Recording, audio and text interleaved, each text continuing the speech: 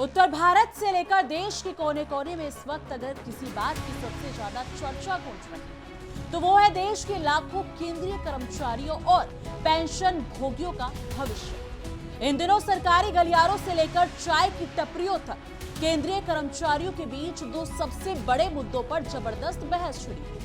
पहला मुद्दा है साल में सिर्फ 2 बार रिटायरमेंट का वो अनोखा प्रस्ताव जिसकी चर्चा पिछले कुछ महीनों से सोशल मीडिया से लेकर दफ्तरों तक हो रही है। और दूसरा सबसे बड़ा मुद्दा है 8वां वेतन आयोग यानी कि एक पे कमीशन, जिसके तहत कर्मचारियों की बेसिक सैलरी में एक झटके में 51,000 से ज्यादा की बढ़ोतरी का गणित सामने आ रहा है।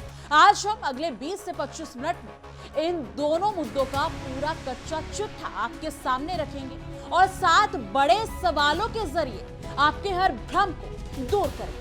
नमस्कार दोस्तों, आप देख रहे हैं इंडिया डेली और मैं हूं आपके साथ तानिया जानी। दरअसल उत्तर प्रदेश, बिहार, दिल्ली, पंजाब और हरियाणा जैसे राज्यों में सरकारी नौकरी सिर्फ एक आजीविका नहीं है, बल्कि ये एक परिवार की सामाजिक और आर्थिक सुरक्षा की रीढ़ मानी जाती है। ऐसे में जब भी केंद्र सरकार के 55 लाख कर्मचारियों और करीब 69 लाख पेंशन भोगियों से जुड़ा कोई भी नया प्रस्ताव या नियम सामने आता है तो उसकी हलचल पूरे समाज में देखने को मिलती है।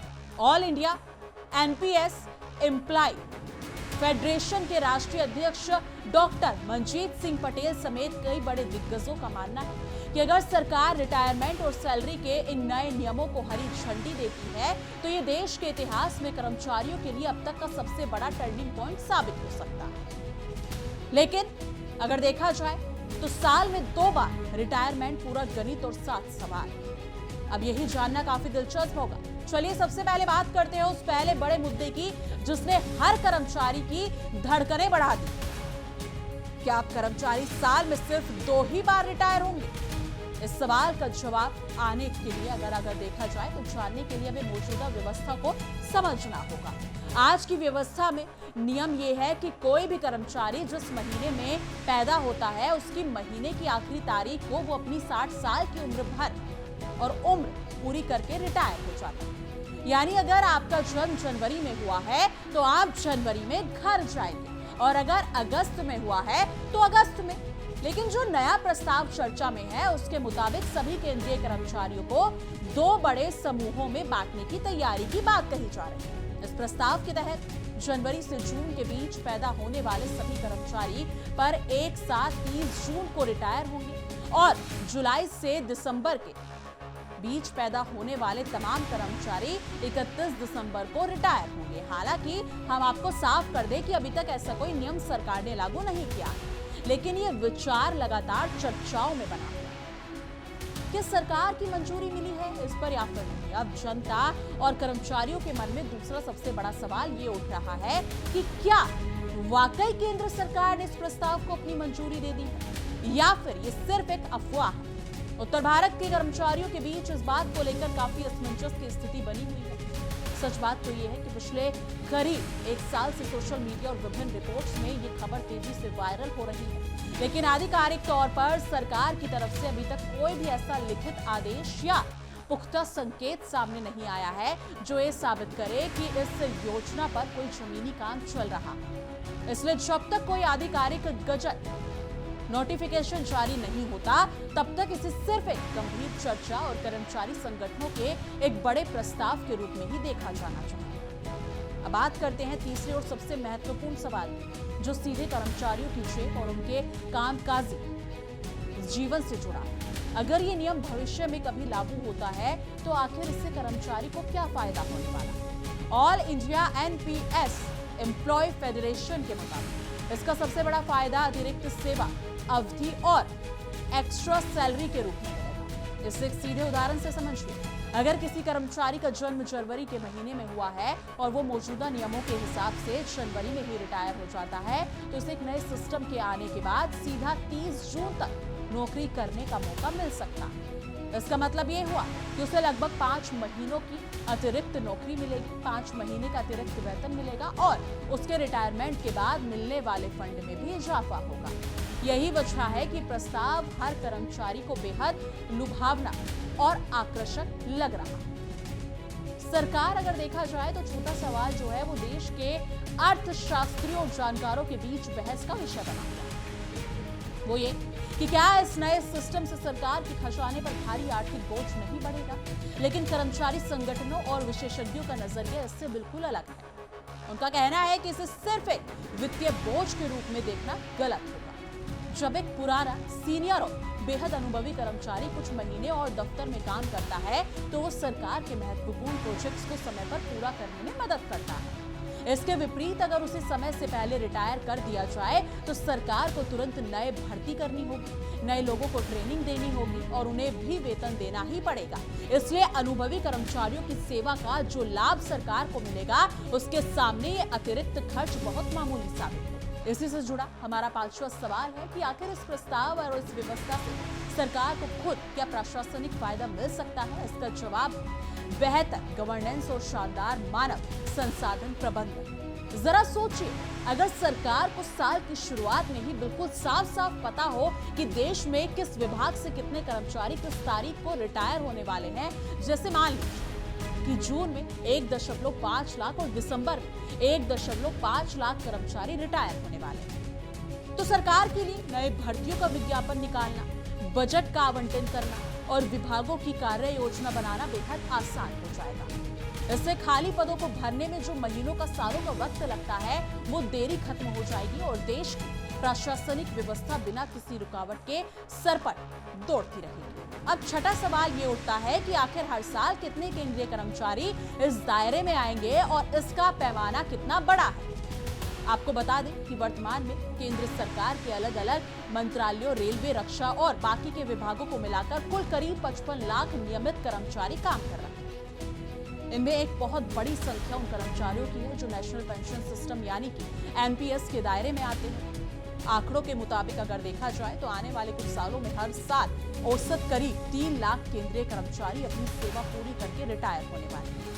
अगर साल में 2 बार रिटायरमेंट का ये नया फॉर्मूला लागू होता है तो हर साल जून में 1.5 लाख और दिसंबर में 1.5 लाख कर्मचारी एक साथ विदा होंगे, जिसे भर्ती बोर्ड को अपनी तैयारी करने के लिए एकदम साफ और सटीक लक्ष्य मिल जाएगा।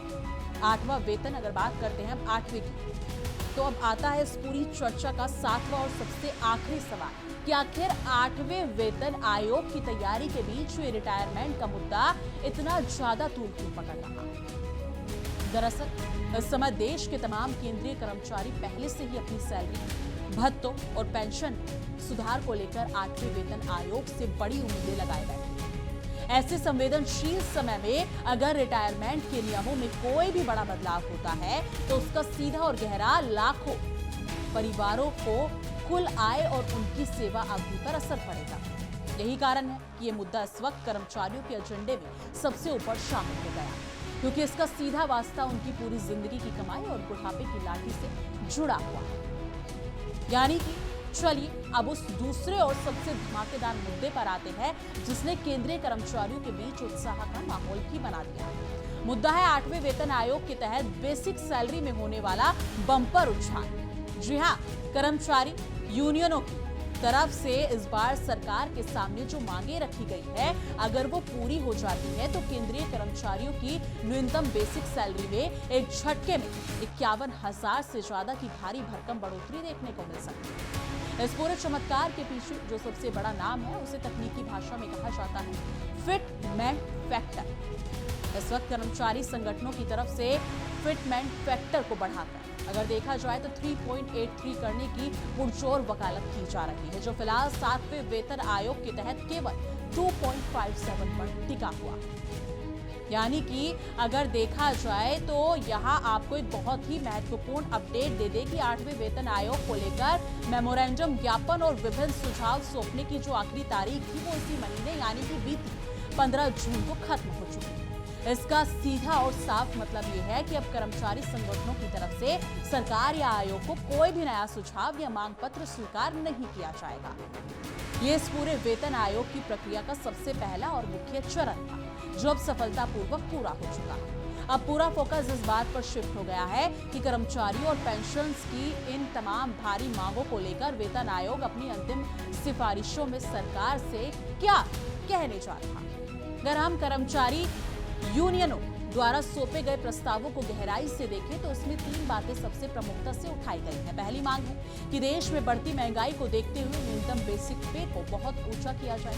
दूसरी मांग ये कि जो महंगाई भत्ता यानी कि डीए लगातार बढ़ रहा है उसे समय समय पर बेसिक पे के अंदर ही मर्ज यानी समाहित कर दिया जाए। और तीसरी सबसे बड़ी मांग है फिटमेंट फैक्टर में बड़ा संशोधन। उत्तर भारत के तमाम रेलवे कर्मचारी, डाक विभाग के कर्मी और केंद्रीय दफ्तरों में काम करने वाले क्लर्क इस बात को अच्छे से जानते हैं कि फिटमेंट फैक्टर में होने वाला एक छोटा सा बदलाव ही उनकी हर महीने आने वाली सैलरी स्लिप का पूरा हुलिया बदल कर रख देता है। यानी कि अब हमारे वो दशक जो सरकारी नौकरी में नहीं है या जो नए कर्मचारी हैं, उनके मन में ये सवाल जरूर आ रहा होगा कि आखिर ये फिटमेंट फैक्टर बला है क्या और इसका सैलरी में क्या रोल होता है। तो आपको बिल्कुल आसान भाषा में समझाते हैं। फिटमेंट फैक्टर दरअसल एक ऐसा जादुई गुणांक या आंकड़ा होता है जिसका इस्तेमाल वेतन आयोग किसी भी कर्मचारी की पुरानी या वर्तमान बेसिक सैलरी को नई और संशोधित बेसिक सैलरी में बदलने के लिए करता है। इसका एक सीधा सा गणितीय फॉर्मूला होता है। नई बेसिक पे इक्वल टू वर्तमान बेसिक पे इनटू फिटमेंट फैक्टर। यानी आपका आज का जो मूल वेतन है उसमें इस फैक्टर से गुना कर दिया जाता है और जो नतीजा आता है वही आपकी नई बेसिक सैलरी बन जाती है। इस वजह से इसमें होने वाला बदलाव सीधे आपकी पेंशन और एरियर को आसमान पर पहुंचा देता है। यानी कि छठे और 7वें आयोग की तुलना अगर की जाए तो अगर हम इतिहास के पन्नों को पलटकर देखें कि अब तक फिटमेंट फैक्टर ने किस तरह कर्मचारियों की किस्मत बदली है तो हमें छठे और 7वें वेतन आयोग के आंकड़े देखने हैं। छठे वेतन आयोग के दौरान सरकार ने इस आंकड़े को 1.86 पर रखा था, लेकिन जब साल 2016 में 7वां वेतन आयोग लागू हुआ तो सरकार ने इसे बढ़ाकर 2.57 कर दिया। इसका असर ये हुआ कि छठे वेतन आयोग के समय जो न्यूनतम बेसिक सैलरी महज 7,000 हुआ करती थी वो 7वें वेतन आयोग के आते ही झटके में उछलकर 18,000 प्रति महीने हो गई। इसी ऐतिहासिक उछाल को देखते हुए 12वें वेतन आयोग में भी कर्मचारी एक बड़े धमाके की उम्मीद कर रहे हैं। यानी कि बात करते हैं उस सबसे बड़े सवाल की जिसके लिए देश का हर कर्मचारी टकटकी लगाए बैठा है। अगर सरकार ने कर्मचारियों की 3.83 फिटमेंट फैक्टर की मांग को पूरी तरह मान लिया तो सैलरी कितनी हो जाएगी? गणित बहुत सीधा और साफ है। अगर 3.83 का फिटमेंट फैक्टर लागू होता है तो देश के सबसे निचले स्तर के केंद्रीय कर्मचारी की न्यूनतम बेसिक पे 18,000 से सीधे बढ़कर 68,940 हो जाएगी। यानी राउंड फिगर में कहें तो लगभग 69,000। इसका मतलब ये हुआ कि जिन कर्मचारियों की शुरुआती सैलरी 18,000 है उन्हें हर महीने सीधे 51,000 का बम्पर फायदा सिर्फ बेसिक पे में मिलेगा, जिसके ऊपर महंगाई भत्ता और मकान किराया भत्ता अलग से जुड़ेगा। यानी कि अगर देखा जाए तो लेकिन यहाँ हमें थोड़ा व्यवहारिक और सतर्क भी होना पड़ेगा। उत्तर भारत के समझदार दर्शक इस बात को जानते हैं कि जरूरी नहीं कि कर्मचारी संगठन जितने मांग रहे हैं और मांग करें सरकार उस पर आंख मूंदकर दस्तखत करे।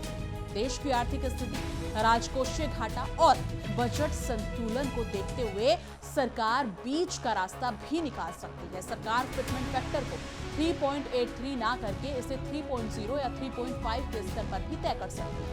आइए अब समझते हैं कि इस मुद्दे पर आपको क्या कुछ लगता है। लेकिन अगर सरकार अलग अलग आंकड़े तय करती है तो कर्मचारियों की सैलरी पर उसका क्या असर पड़ेगा।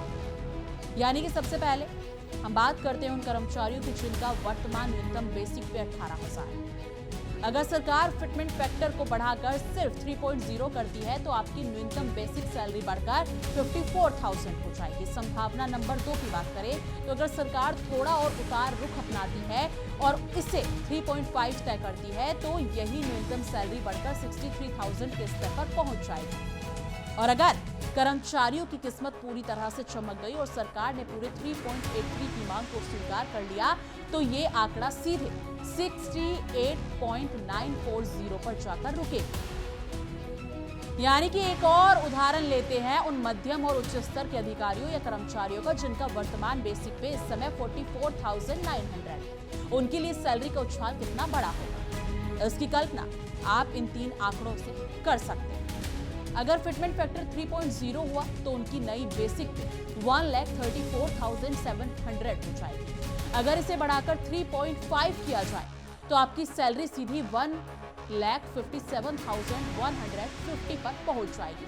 और यदि कर्मचारियों की मांग के मुताबिक 3.83 का फैक्टर लागू हो गया तो उनका नया मूल वेतन 1,71,967 प्रति महीने हो जाएगा।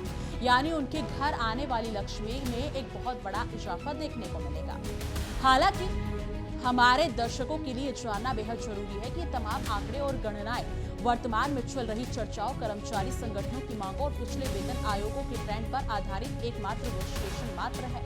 वास्तव में कर्मचारियों की जेब में कितना पैसा आएगा और उनकी सैलरी स्लिप में क्या बदलाव होगा, ये पूरी तरह से 8वें वेतन आयोग की अंतिम सिफारिशों और उसके बाद प्रधानमंत्री की अध्यक्षता में कैबिनेट द्वारा दी जाने वाली अंतिम मंजूरी पर निर्भर करेगी। लेकिन दर्शकों, इस पूरे मुद्दे का निचोड़ ये है कि चाहे साल में 2 बार रिटायरमेंट का प्रस्ताव हो या फिर 8वें वेतन आयोग के तहत फिटमेंट फैक्टर को बढ़ाने की जोरदार मांग, इन दोनों ही फैसलों का सीधा वास्ता देश के लगभग 1 करोड़ से ज्यादा परिवारों से जुड़ा हुआ।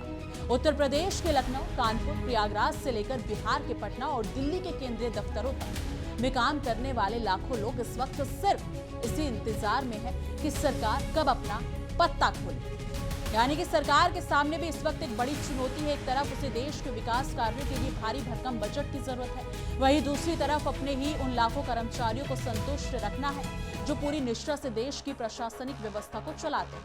अगर साल में 2 बार रिटायरमेंट का मॉडल प्रशासनिक तौर पर लागू करना संभव हुआ तो ये वाकई में भर्ती प्रक्रियाओं और सरकारी प्लानिंग के लिए एक ऐतिहासिक और क्रांतिकारी कदम साबित हो सकता है। फिलहाल के लिए राहत और उम्मीद की बात और खबर यही है कि प्रक्रिया अपने तय समय पर आगे बढ़ रही है। 15 जून की डेडलाइन खत्म होने के बाद अब गेंद पूरी तरह से वेतन आयोग और सरकार के पाले में। जैसे इस मुद्दे पर नॉर्थ ब्लॉक या कैबिनेट से कोई भी आधिकारिक मोहर लगती है या कोई नया दस्तावेज सामने आता है, हम सबसे पहले और पूरी सटीकता के साथ उसे आपके सामने लेकर हाजिर हैं।